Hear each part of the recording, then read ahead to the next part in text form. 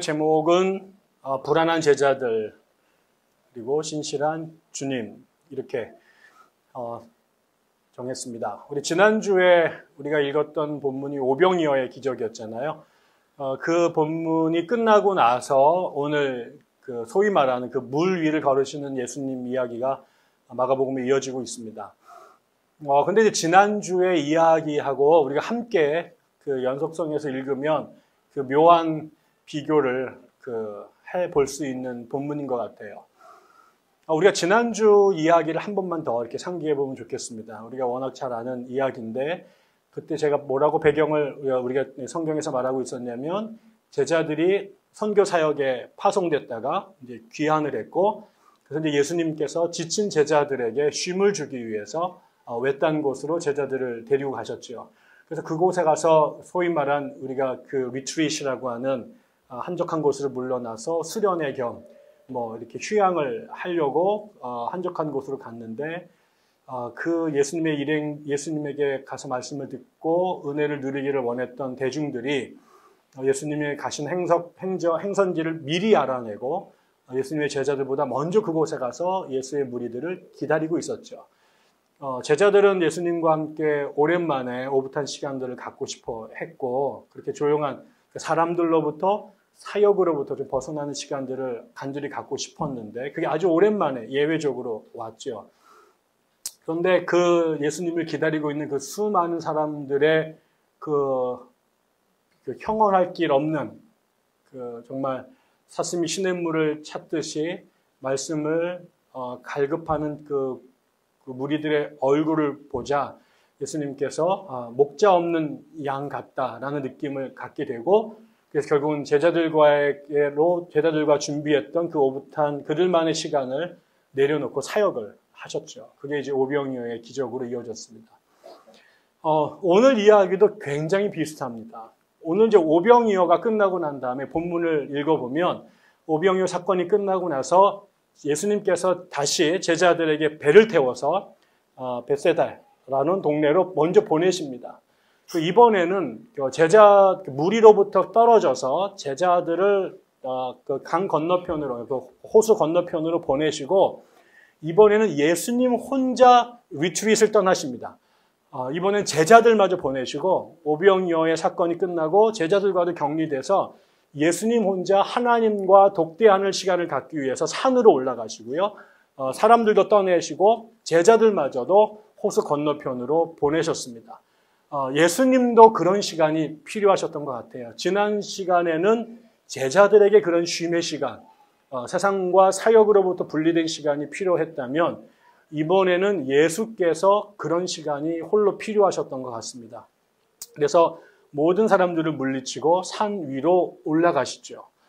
그래서 얼마나 시간이 지나갔는지는 모르겠습니다만 예수님께서 한참 하나님 앞에 기도하고 계시는 그 산상에서 어느샌가 예수님의 제자가 이게 지리적으로 어떻게 설명할 길이 있는지 모르겠습니다만 제자들이 배를 타고 그 갈릴리 바다를 건너가는 도중에 광풍을 만납니다. 그리고 다시 제자들이 그 폭풍이 치는 바다를 통과하기 위해서 몸부림을 치는데 제자들의 실력으로는 역부족입니다. 그래서 결국은 다시 배가 침몰할 수밖에 없을 것 같은 아주 절체절명의 위기 상황을 주님께서 보셨다고 그럽니다. 산 위에서. 그러자 주님께서 어떻게 하시냐? 원래 하나님과 홀로 사람과 사역으로부터 떨어져서 당신과 하나님만의 홀로 그 조용한 시간을 갖기를 원했던 주님이 바다 위에서 침몰의 위기에 빠져 있는 제자를 발견하는 순간 다시 이 시간을 포기하십니다.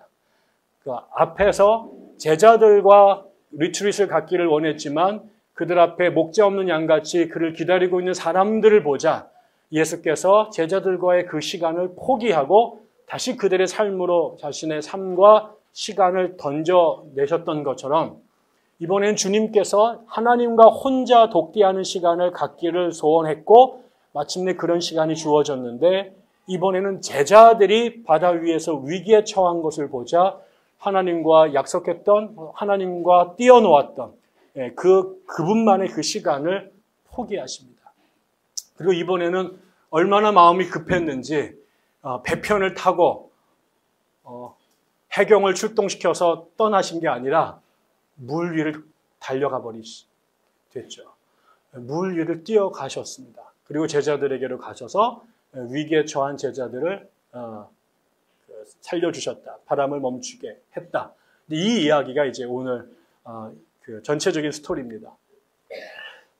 저는 이 아주 짧은 이야기가 뭐 지난주 이야기하고 굉장히 구조적으로 비슷한 구석이 있는 이야기인데 지난주에는 이 사람들을 바라보는 예수님의 태도와 제자들의 태도 간의 차이가 있었다.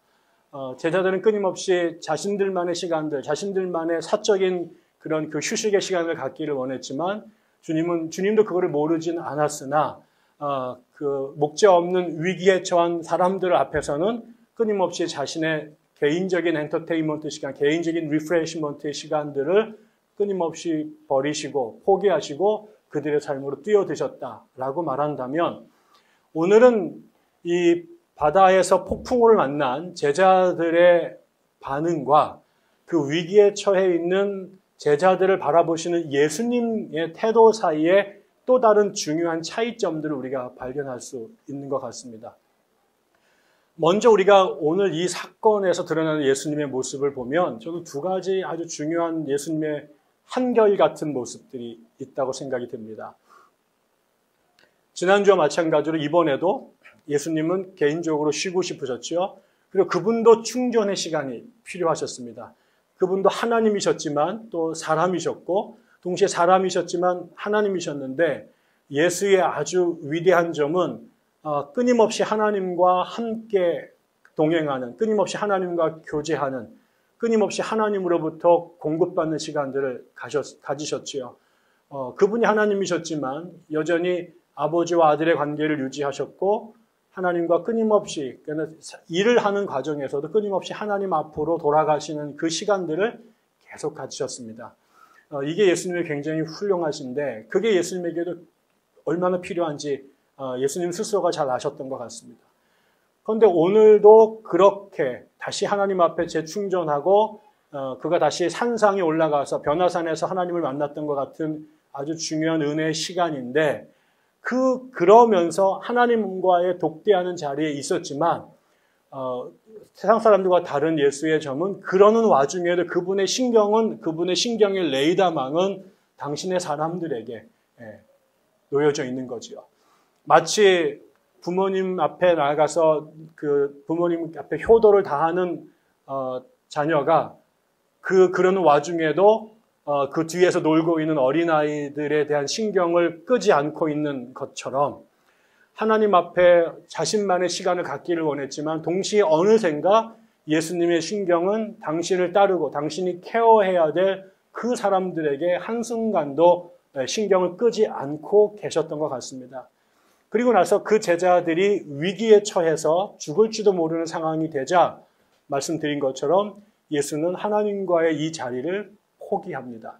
이게 굉장히 중요한 시간이고 소중한 시간인데 예수님이 언제 하나님 앞에 있는 그 자리에서 박차고 일어나셨는가? 예외가 없이 그 자리가 소중하고 너무 중요하지만 산 아래에서 사람이 간질에 걸려 넘어져 있는 것들을 보는 순간 주님은 변화산에서 산 밑으로 내려오셨습니다. 오늘도 산속에서 하나님과 그 신령한 은혜의 자리에 있었지만 사람들이 바다 위에서 물에 빠져 죽을지 모르는 상황을 발견하는 순간 지체하지 않고 하나님의 앞에서 바다를 향해 달려가시죠. 하나님과 근본 본체이셨지만 동등됨을 취할 것으로 여기지 않고 그 천국의 보좌에서 하나님과 하나로 말씀으로 태초부터 계셨던 그분이 땅 위의 세상이 죽음 가운데 브레이크가 고장난 전차처럼 파국을 향해 달려가는 것을 보았을 때 예수는 지체하지 않고 하나님과 옆에 있었던 천상의 자리를 포기하고 하나님과 동등하게 누릴 수 있는 그 신령한 특권의 자리를 내던지고 죄인이 멈춰있는 그 세상을 향해 그들의 몸으로 그들의 육신으로 그들의 죄를 끌어안고 땅에 내려오셨던 거죠. 예수님이 언제 하나님의 자리를 모두가 가고 싶어하는, 모두가 그 곁에 머물기를 원하는, 모두가 초막셋을 짓고 거하기를 원하는 하나님의 그 영롱한 현존의 자리를 언제 뛰쳐나가냐면 사람이, 하나님이 지으신 사람이, 하나님이 이처럼 사랑하셔서 독생자를 보내실 만큼 사랑했던 사람들이 삶의 위기에 처하게 되면 하나님은, 예수님은 언제든지 그 자리를 뒤로 하고 우리를 향해 달려오셨다라는 거죠. 이거는 예수님의 삶에 끊임없이 반복되는 사건입니다. 예외가 없습니다. 사람이 빠져 죽어가는데, 사람이 죽음의 절체절명의 위기에 있는데 기도의 자리에 머물러 계시지 않고 하나님 앞에 예배하는 자리에 영원토록 거하시지 않고, 그게 무가치하기 때문이 아닙니다. 너무 소중하고 너무 귀중함에도 불구하고 예수의 우선순위는 늘 그러했던 것이죠. 그게 오늘 우리가 지금도 존재하는 이유예요. 우리가 잘나서가 아니라 하나님 앞에, 예수님 앞에, 예수님의 선택에서 늘 우리가 어쩌면 하나님보다 더 우리가 우선이었기 때문에, 하나님 때문에 우리를 버린 게 아니라 우리를 위해서 하나님 앞에 그 안정되고 보장된 자리를 언제든지 내던지고 달려오셨기 때문에 오늘도 우리가 이 자리에 주님의 존전에 거하는 거죠. 두 번째로는 흥미롭습니다. 지난 시간에도 주님께서 오병이어의 기적을 베푸셨어요. 오늘은 물 위를 뛰어가셨어요. 우리가 아는 것처럼 예수님이 그 기독교의 아주 중요한 전제는 태초부터 계셨던 그 말씀이 육신이 되어 우리 가운데 거하신다라는 거거든요. 이거를 바울이 빌립보에서는 하나님께서 우리 가운데 거하시기 위해서 어떤 결단을 하시냐면 자기 안에 있는 신성을 걷어내셨다고 그랬어요. 자기의 하나님됨을 포기했다고 그랬어요. 이거는 하나님이 마치 예전에 이런 표현이 적절한지 모르겠습니다만 누굽니까? 에드워드 6세인가요? 영국에서 황태자였던 사람이 그 톰슨 부인과 결혼하기 위해서 자기의 영국의 왕권을 포기하고 평민으로 내려가잖아요. 예수님은 우리와 살기 위해서 하늘을 버리신 분들이에요. 그분은 우리를 위해서 당신의 신성과 신으로서의 특권을 스스로 내려놓으신 분이란 말이에요. 그래서 그렇게 살려고 이 땅에 오셨어요. 그래서 철저하게 자기를 낮추시고 자기를 무기력하게 만들면서 사셨단 말이죠. 그런데 성경에서 예수님께서 감추었던, 포기했던, 억눌렸던 그분의 본래의 모습, 하나님으로서의 그분의 모습을 자기도 견디지 못하고 다시 떨쳐낼 수밖에 없는 시간, 그분이 우리에게 좋은 이웃과 인간으로 우리 곁에 그냥 머무르는 차원이 아니라 그분이 그렇게 신분을, 능력을 숨기고 그렇게 자기를 위장하려고 노력했음에도 불구하고 자신의 진면모를 폭로할 수밖에 없었던 순간들이 곳곳에 찾아옵니다. 마치 웃기는 표현입니다만 우리가 그 헐크 영화를 보면 계속해서 아주 무력하게 살다가 어느 순간인가 그 안에 감추어져 있는 엄청난 슈퍼파워가 드러나는 장면들이 있잖아요. 그게 언제냐면요, 당신의 사람들이 죽음의 자리에 있을 때 될 때예요. 당신의 사랑하는 사람들, 당신의 사람들을 살리기 위해서 그 사람들이 위기에 처해서 죽음의 자리, 굶주림의 자리, 억눌림의 자리에 있을 때 예수께서 그들을 살리기 위해서 그동안 그토록 억제하고 감추셨던 하나님의 모습을 이 땅에서 드러낼 수밖에 없게 돼요. 배고파서 굶주림에 처해 있었던 2만 명이 넘는 사람들을 먹이시기 위해서 결국 그 떡과 그 다음에 물고기를 갖고 오병이어를 일으키시고, 지금 죽음 가운데 위기에 처해 있는 제자들을 볼 수 없어서 당신 스스로가 중력의 법칙을 내던지고 바다 위로 달려가시는 모습들을, 그분이 늘 그렇게 사는 게 아니라 그분은 늘 우리처럼, 대부분은 우리처럼 우리 옆에서 울고 무기력하게 당하시고 맞으시고 굶주리시고 피곤하게 사셨는데, 자기의 사람들이 위기에 처해서 그대로 죽음 가운데 내던지는 것을 참아보지 못하실 때는 그동안에 그렇게 억제했던 당신의 모습들을 드러내십니다. 당신이 세상을 지배하고 세상 사람들에게 대접을 받고 세상 사람들에게 군림하기 위해서 내가 이렇게 힘이 세, 까불지 마, 나한테 덤비면 다 죽어, 이렇게 하기 위해서 힘을 발휘하는 게 아니라 자기의 영광이 아니라 자기의 능력을 입증하기 위한 증명의 도구가 아니라 자기가 사랑하는 사람이 죽음 앞에 놓여 있을 때 그들을 살리는 그 자리에서 하나님은 예외적으로 당신의 모습을 드러냈다라는 거죠. 저는 이 장면들이 우리를 살리기 위한, 우리의 삶을 온전하게 회복하시기 위한 하나님의 성실하심이라고 생각이 들어요. 이거를 우리가 좀 더 상식적인 차원에서 풀면 우리 한 사람의 생명을 보존하기 위해서 우리를 굶주림과 생명의 위기로부터 우리를 건져내 하나님이 지으셨던 원래의 모습으로 살도록 하기 위해서 하나님이 어떻게 하시냐면 온 우주가 나서서 힘을 모은다고 생각하는 거죠. 하나님이 인간의 모습뿐만 아니라 자신의 신성을 드러내서 무리를 걸으시고 오병이어를 기적을 일으킨다라고 하는 것은 마치 누구 말대로 한 아이를 제대로 키우기 위해서는 온 마을이 힘을 모아야 되는 것처럼 하나님의 뜻은 한 사람의 생명을 보존하고 온전케 하기 위해서 하나님이 동원하시는 힘과 에너지와 정성이 우주 전체라고 하는 거예요. 당신이 먹던 것 중에 껌딱지 하나 던져주는 것이 아니라 자기 앞에 찾아오는 그 불황자들에게 자기가 줬었던 돈 중에 일부 1,000원, 2,000원 내 던져서 적선하는 게 아니라 한 사람이 한 사람을 살리기 위해서, 보존하기 위해서, 회복하기 위해서 쏟으시는 정성과 힘과 에너지가 우주 전체라고 하는 거죠. 하나님이 하실 수 있는 모든 것들을 하나님이 하실 수 있는 모든 정성과 능력을 다해서 그 문제에 대면하신다는 거예요.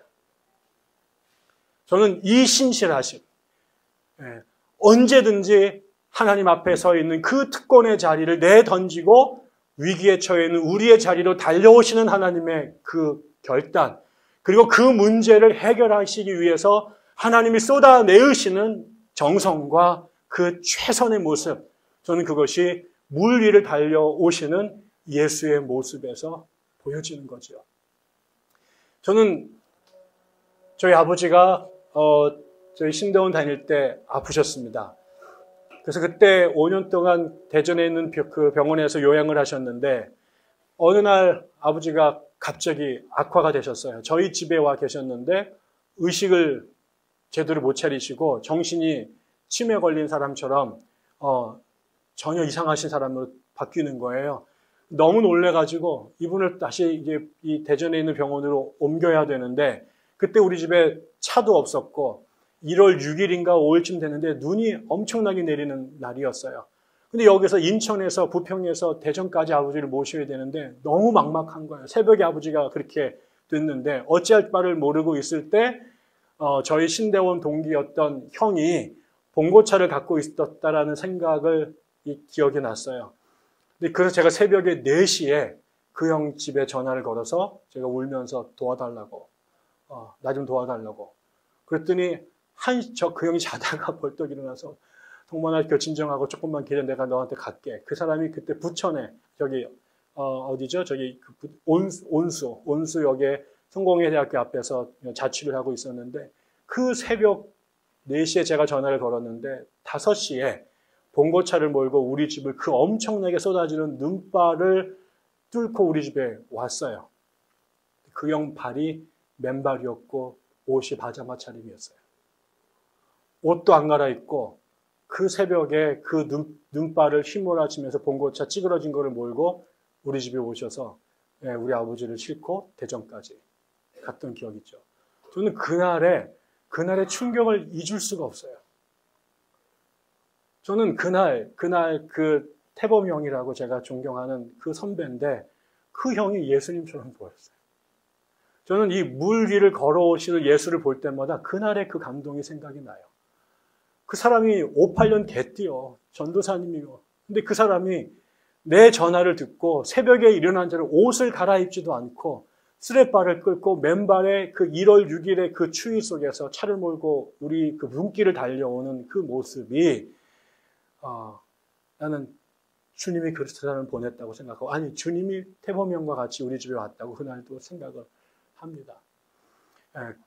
이것이 태범형은 나에게 단 한 번만 그런 일들을 했지만 지난 일생을 돌이켜보니 하나님은 수천 번의 수만 번의 그 태범형제를 저에게 보냈습니다. 제가 10살 때도 보내셨고 20살, 50이 된 지금도 보내셨고 한국에서도 그러셨고 미국에서도 그러셨고 대전에서도 그러셨고 제가 서울에 살 때도 그랬습니다. 달려오는 모습의 사람들은 다 달랐지만 모두의 그 본질은 물 위를 달려오시는, 내가 폭풍 앞에서 어찌할 줄 몰라서 누구에게 전화할지 내가 기도하는 것도 잃어버려서 혼비백산에 있을 때 그 눈발을 뚫고 차를 몰고 맨발로 달려왔던 수많은 그 전도사님 같은 사람들, 저는 예수님이 물 위를 걸어오신 것의 또 다른 버전이라고 생각이 듭니다. 우리가 형편없음에도 불구하고, 우리가 믿음이 연약함에도 불구하고, 우리가 세월이 지나도 변화될 줄도 모름에도 불구하고 나의 태도와 상관없이, 나는 지켜보니 내 믿음이 언제 제일 좋았을까? 13살 때였던 것 같아요. 그 이후로는 신앙의 태보야. 배운 건 많고 지위는 올라갔지만 내가 그토록 순진하고 진솔하게 주님 앞에 기도를 드렸던, 주님 앞에 예배를 드렸던 순간이 있을까 생각해보면 그렇지 않았던 것 같아요.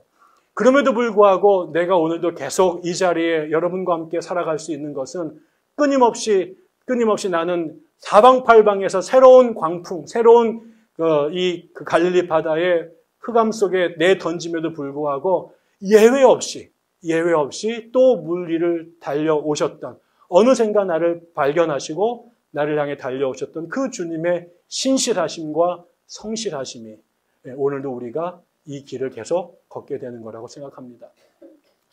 그러면 이런 주님에 비해서 예수의 제자들은 어떨까? 오늘 성경의 말씀에 보면 예수의 제자들의 상태를 묘사하는 단어가 3개가 나옵니다. 하나는 예수님께서 제자들을 향해서 달려가자 물 위를 예수님께서 걸어오시는데 그거를 본 제자들의 반응은 귀신인가 보다, 이렇게 생각을 했다는 거죠. 그래서 그 제자들에게 다가가셔서 예수님께서 그의 배에 오르시면서 한마디 하시죠. 거기에 보면 그들을 보고 놀랐기 때문이다. 그래서 안심하여라, 나다, 두려워하지 말라. 이 상황에 지금 폭풍이 몰아치고 애를 써서 노를 젓는데 배가 도무지 앞으로 갈 길이 없을 때, 그런 자신들을 발견하고 물 위를 달려오신 예수님을 만났을 때 제자들의 첫 번째 감정은 두려움이었습니다. 여러분 재밌어요. 이것과 거의 싱크로율 80% 이상의 이야기가 바로 얼마 전에 우리가 봤잖아요. 그때도 디베랴 바다 게네사렛 호숫가를 건너갈 때 돌풍이 불었어요. 그때 예수님께서 그 배에 주무시고 계셨어요. 나중에 막 예수님을 깨우니까 예수님께서 이제 잠잠케 하니까 그때도 놀라고 막 난리셨단 말이에요. 그 경험이 있어요. 그 똑같은 상황에 이번에 주님이 달라오셨어요. 그런데 이 제자들은 지난번에 그 경험이 있었던 것과 전혀 상관없이 똑같은 문제에 부닥치면 마치 한 번도 이 상황을 경험해 본 적이 없었던 것처럼, 한 번도 이 사건 속에서 주님이 우리와 함께 하셨던 것이 없었던 것처럼 우리는 나를 압도하는 문제 앞에 그냥 즉각적으로 두려워해요. 제자들은 그랬어요. 이게 만약에 첫 번째 사건이면 그래도 이해가 되는데 이런 사건을 수도 없이 만났단 말이에요. 그런데 그 사건을 만날 때마다 마치 정말 늘 신선하게, 늘 새롭게 다시 처음 이거를 만난 것 같은 놀라움과 충격으로 두려움 가운데 빠져드는 거죠. 제자들은 이 상황 앞에 두려웠어요. 두 번째, 이 상황들 앞에 제자들의 두 번째 반응은 놀람이었어요. 예수님께서 폭풍우를 잔잔케 하자 그 예수가 하시는 모습, 그분이 행하시는 사역을 보고 제자들은 뭘 했느냐? 51절에 바람이 그쳤다. 그래서 제자들은 몹시 놀랐다. 제자들은 위기가 처할 때마다 두려워해요.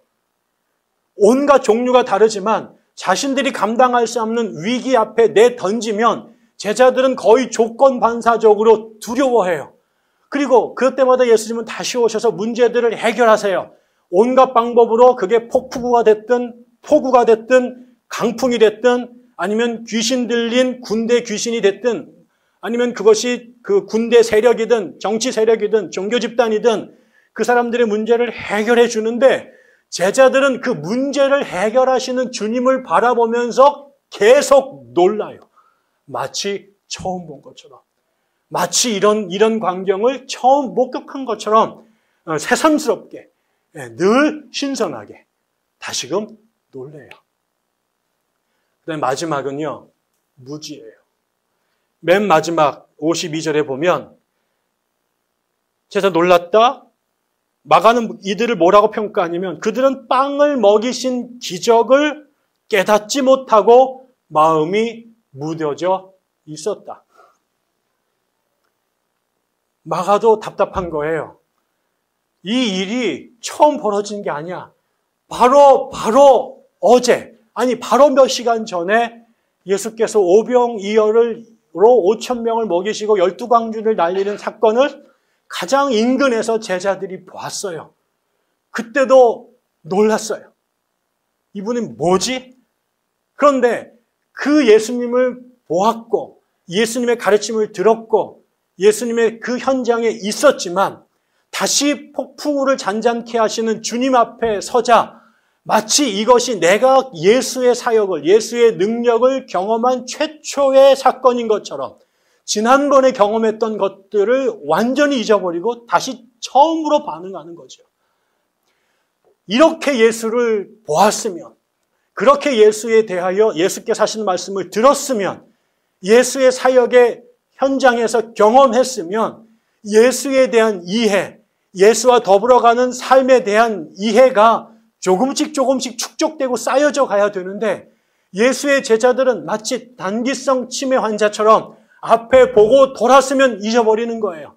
그래서 아무리 예수와 더불어 살아갔던 시간들이 길어지고 축적되고 많아져도 예수 앞에, 예수와 더불어가는 삶 앞에 이들의 태도는 늘 같은 자리를 반복하는 거예요.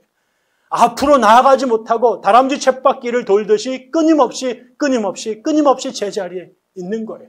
1년을 믿어도 10년을 믿어도 자기가 무슨 캠브리지 멤버스도 아니고 10년 되지만 1년 된 듯하고 1년 된 듯하나 10년 된 듯하는 도무지 신앙이라고 하는 것이 앞으로 나아가야 되는데 그만큼 봤으면 조금 더 우리의 이해가 깊어지고 그만큼 은혜를 체험했으면 주님에 대한 신뢰가 좀 쌓여서 조금 더 그 다음 단계로 나가서 조금 더 거대한 문제와 조금 더 센 적들과 싸워가야 될 텐데 돌이키면 마치 광야에서 40년 동안 예수의 사람, 하나님의 사람들이 끊임없이 같은 문제 앞에 같은 지점에서 다시 넘어져서 다시 애굽으로 돌아가자. 하나님이 언제 계시느냐라고 말하면서 이 모세의 간을 썩게 만들었던 것처럼 예수의 제자들도 도무지 그 앞으로 나아가지 못하는 거예요. 이게 마가가 너무너무 속상했던 거예요. 지난번에 보았잖아. 그런데 왜 그게 도대체 너에게 무슨 영향을 끼친 거야? 거기에서 도대체 뭘 배운 거야? 그게 너에게 어떤 영향을 끼친 거야? 우리가 지난 수업 시간에 제가 학교에서 이번 학기에 수업 시간에 설교학을 가르치는데요. 제가 우리 학생들한테 물어봤습니다. 여러분 그동안에 여러분이 들은 설교가 도대체 몇 편쯤 될 것 같습니까? 여러분 한번 생각해 보세요. 여기 많은 분들이 모태신앙이고 뭐 짧아봤자 뭐 5년, 10년 되신 분들인데 저도 교회 다니니까 40년이 넘었더라고요. 그럼 일주일에 한 편씩만 설교를 들었어도 여러분 지난 평생 동안 지금까지 들은 설교가 도대체 몇 편쯤 됩니까? 근데 문제는 그렇게 많이 들었어. 근데 그 설교가 여러분을 얼만큼 앞으로 나아가게 만들었어요. 그 설교로 여러분이 얼마나 바뀌었어요. 제가 아마 똑같은 설교 2번만 더 하고 똑같은 예호 3번만 더 하면요, 그다음부터 여러분 막 승질 되게 낼 거예요. 목사가 요즘에 공부도 안 하고 노력도 안 하고 그냥 해먹으려고 그래. 막 이렇게 그래서 뭐 월급을 깎아야 된다는 등 막 별 얘기를 다 할 거예요. 그런데 문제는 설교라고 하는 것이 동일한 텍스트를 갖고 똑같은 예수의 말씀을 그야말로 토톨로지, 끊임없이 동호 반복을 하는 거거든요. 한 얘기 또 하고 한 얘기 또 하고 한 얘기 또 하고 한 얘기 또 해. 그런데 문제는 지겹다고 말하지. 그 말씀이, 그래서 우리가 우리의 말씀에 대한 지적인 정보는 끊임없이 늘어나는데 그 말씀이 우리를 도대체 얼만큼 앞으로 나아가겠냐 말이에요. 여러분이 10년 전보다 더 나은 그리스도인이 되셨어요? 백향나무 교회 오시기 전보다 좀 더 나아지셨어요? 여러분이 저의 설교를 들은 것과 그 전에 그 다른 설교를 들은 것이 무슨 차이를 만들어냈어요?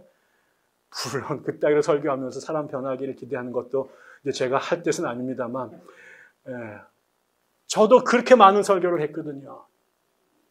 근데 너는 얼마나 바뀌었어?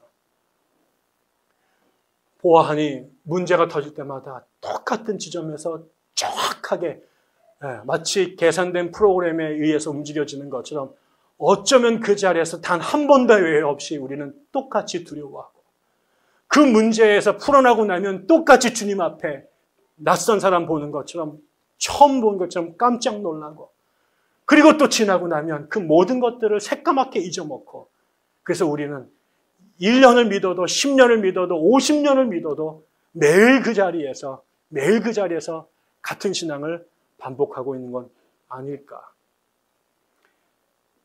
여러분 말씀을 맺겠습니다. 여러분 우리가 예수를 하나님의 그 신실하심이 우리를 오늘 이 자리에 붙들어 맵니다. 오늘 우리가 다시 이 자리에 돌아올 수 있는 것은 우리가 나아서가 아니라 그분의 신실하심과 성실하심이 그분과 우리의 관계, 우리 공동체의 이 계약을 계속해서 끌고 나갈 수 있는 근원적인 힘이 됩니다. 그분은 안 바뀌세요. 우리가 잘 믿어도 그 자리에 계실 것이고 우리가 잘 못 믿어도 그 자리에 계실 거예요. 우리를 10살 때 만나 주셨던 그분이 우리가 100살이 됐을 때도 늘 한결같이 신실하심과 최선을 다해 우리를 만나 주실 거예요. 이제 문제는 우리죠. 계속해서 우리가 이 제자들의 자리에 계속 머물 것인가? 그래도 우리가 좀 10년 믿었으면 10년 전보다는 좀 나아지고 내가 20대 믿었던 예수가 내가 40이 되고 50이 되면 조금 더 다른 차원으로 예수를 믿는 자리로 많이는 못 가도 한 발짝, 한 걸음씩은 나가야 되지 않을까.